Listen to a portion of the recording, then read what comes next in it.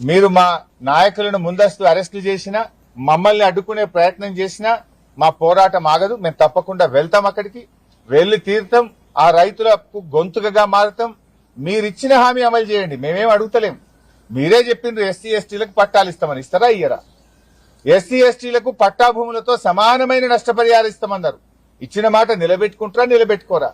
అంటే అధికారంలో వచ్చేదాకా ఒక మాట, అధికారంలో వచ్చిన తర్వాత ఇంకో మాటనా? ఓడ దాటేదాకా ఓడ మల్లప్ప, ఓడ దాటినాక బోడ మల్లప్ప కథనా ఈ కాంగ్రెస్ కథ? అందువల్ల ఇలా రేవంత్ రెడ్డి ఎట్లయిపోయిందంటే సూర్యుడి చుట్టూ భూమి తిరుగుతుంది అన్నట్టు రేవంత్ రెడ్డి ఆలోచనలన్నీ భూమి చుట్టే తిరుగుతున్నాయి. యూనివర్సిటీ భూములు వదలవు, హిల్ టీపీ పేరిట ఇండస్ట్రీ భూములను వదలవు, నాగర్గుల్ భూముల కథ చూశాం, కోహెడ మార్కెట్ యార్డ్ భూముల కథ చూశాం, లగచెర్ల భూముల కథ చూశాం, యూనివర్సిటీ సెంట్రల్ యూనివర్సిటీ భూముల కథ చూశాం. ఇవాళ చూస్తే పరిగిలో మళ్ళా భూములు లాక్కోవడం. భూములు తప్ప నీకు ఇంకోటి పట్టదా? నువ్వు పాలన చేయవయా అంటే భూములు లాక్కోవడం ఏంది?